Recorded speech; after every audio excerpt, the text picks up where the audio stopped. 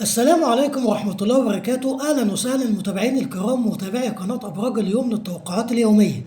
اليوم هنشوف توقعات القوس بتاريخ 14/1/2026، وهنشوف طاقتك غدا وتوقعاتك على جميع الأصعدة، على الصعيد العام والعملي والمالي والعاطفي والصحي والدراسي. ما تنسوش حبايبي اعمل لايك للفيديو والاشتراك بالقناة وتفعيل زر الجرس تشجيعا منكم ليصلك كل ما هو جديد أصحاب برج القوس. على الصعيد العام، القوس مش ماشي اليومين دول عشوائي، ده ماشي وهو شايل في قلبه تجربة علمته إن مش كل طريق واسع يبقى صح، ومش كل حد يضحك في وشك يبقى نضيف النية. القوس اتلسع قبل كده، بس الطلعة دي مختلفة. المرة دي هو فاهم اللعبة كويس. انت يا قوس بطبيعتك حر، بس الحكمة اللي داخلة حياتك دلوقتي بتقول إن الحرية مش إنك تمشي من غير قيود.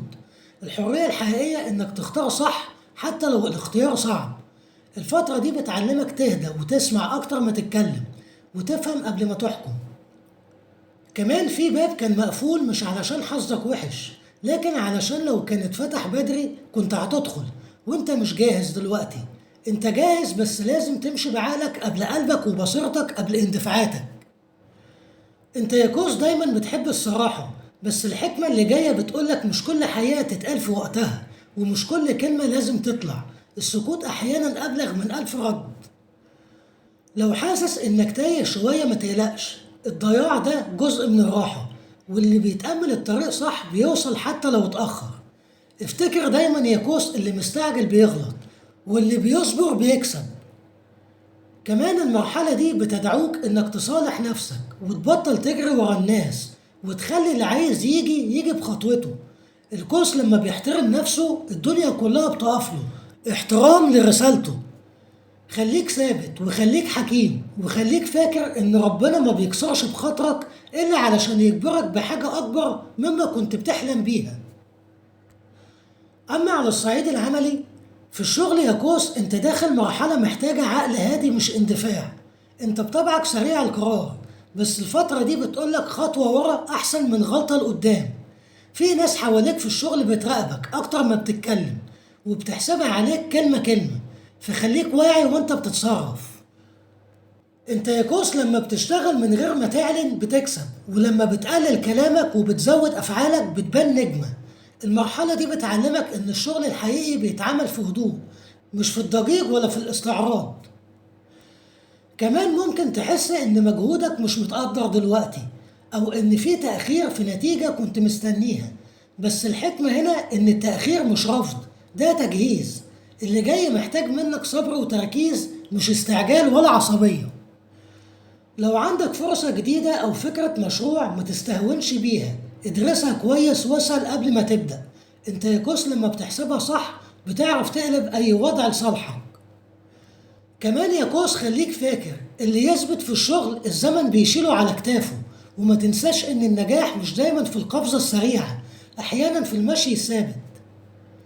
رسالة العمل بتقولك يا قوس اشتغل بعقلك قبل قوتك، وخلي نيتك نضيفة، وسيب الباقي على ربنا، هو عمره ما يضيع تعب حد. أما على الصعيد المالي، الفلوس عندك يا قوس مش واقفة، بس محتاجة إدارة أذكى شوية في الفترة دي. أنت بتتعلم درس مهم، مش كل قرش يدخل إيدك لازم يطلع بسرعة.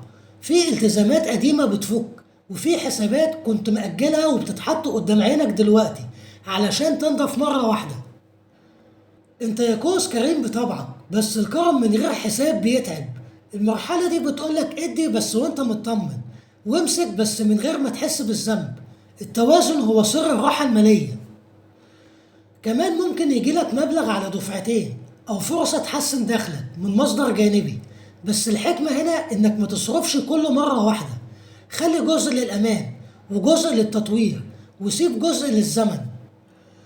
لو كنت داخل على شراكة أو اتفاق مالي، اقرأ كويس واسمع إحساسك قبل إمضتك. أنت يا كوس حدثك صادق، بس ساعات بتكتمه علشان الحماس. المرة دي اسمعه. رسالة المال بتقولك يا قوس القرش اللي بيجي بهدوء بيفضل، والفلوس اللي بتيجي باستعجال بتجري منك. خليك ثابت ونظم أولوياتك، وافتكر إن الستر الحقيقي مش في الكتر، لكن في راحة البال. أما على الصعيد العاطفي، القلب عندك يا قوس مش فاضي، بس تقيل شوية من اللي فات.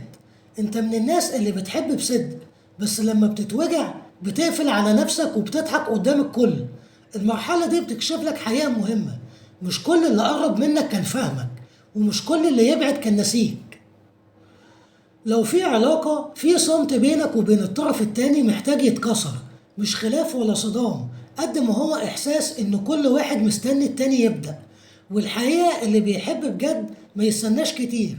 كلمة واحدة صادقة منك ممكن تغير شكل العلاقة وترجع دفء كنت فاكره راح.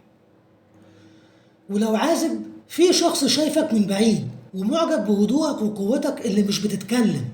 الشخص ده مش جاي يلعب، جاي يفهم. بس دخوله حياتك محتاج انك تفتح باب كنت قافله من خوف قديم. الحب الجديد ملهوش ذنب في جراح فاتت. كمان انت يا كوز دايما بتدور على الحرية، بس اكتشفت ان احن احساس في الدنيا انك تبقى حر وانت مطمن. لا هروب ولا قيود، بس مشاركة حقيقية. رسالة الحب بتقولك يا كوس: اللي بيحبك على حياتك مش هيطلب منك تغيير، هيطلب بس انك ما تختفيش. خليك صادق مع قلبك، وافتكر ان الحب مش ضعف، الحب شجاعة. اما على الصعيد الصحي، جسمك بيكلمك يا كوس، بس انت متعود تسكت الوجع وتكمل. طبعك مقاتل وبتتحمل كتير وتقول هتعدي، بس الحقيقة ان القوة مش دايما في التحمل، احيانا في انك تقف وتسمع. الفترة دي محتاج تراجع أسلوب حياتك، مش خوف لكن حب في نفسك. نومك محتاج ينتظم، وأكلك محتاج يتظبط، ومش كل تعب ينفع يتغطى بابتسامة أو هزار. في إجهاد متراكم لو استهونت بيه هيطلع في وقت مش مناسب. كمان نفسيا انت شايل أكتر ما بتقول، وبتطبطب على الكل وبتنسى نفسك. حاول تفضي اللي جواك حتى لو بكلمة، مش لازم كل حاجة تبقى جوه صدرك. الراحة مش رفاهية، دي ضرورة. اعمل رياضة خفيفة وامشي كل يوم في شمس الصبح وتنفس بعمق. الحاجة البسيطة دي هترجع لك توازنك أكتر من أي حاجة. جسمك محتاج منك اهتمام مش ضغط. رسالة الصحة بتقولك يا كوز: جسمك أمانة، واللي يحب الحياة لازم يحب نفسه الأول. اهتم بنفسك، مش علشان تعبت، علشان تستاهل تكون بخير. أما على الصعيد الدراسي، أنت ذكي بطبعك يا كوس، بس مشكلتك إنك بتزهق بسرعة. لما الحاجة تلمس شغفك بتسبق الكل، ولما تحسها فرض عقلك بيهرب بعيد. الفترة دي بتقولك حاجة مهمة: النجاح مش دايما في اللي بنحبه، أحيانا في اللي بنكمله للآخر. كمان في تشتت حوالين تفكيرك، مش لأنك مش فاهم، لكن لأنك فاتح دماغك على كذا اتجاه في نفس الوقت. لو ركزت بس على هدف واحد هتشوف قد ايه الامور ابسط مما تتخيل. خطوة ثابتة احسن من 10 بنص عقل. لو في امتحان او دراسة ما تخليش القلق يضحك عليك. انت فاهم اكتر ما حاسس، ومحتاج تثق في نفسك شوية. راجع بهدوء من غير ضغط ولا مقارنة بحد. كل واحد وله طريقته، وانت طريقتك دايما مختلفة. كمان لو في تأخير أو إحباط، افتكر إن التعليم مش سباق، دي رحلة. المهم إنك توصل وإنت فاهم نفسك، مش حافظ وخلاص. رسالة الدراسة بتقولك يا كوس: العلم مش حمل، العلم نور، وإنت لما تركز هتنور طريقك بإيدك. شد حيلك، إنت قدها وأكتر. ودي كانت توقعاتك النهاردة يا كوس. انتظروني مع فيديو آخر وتوقعات جديدة، والسلام عليكم ورحمة الله وبركاته.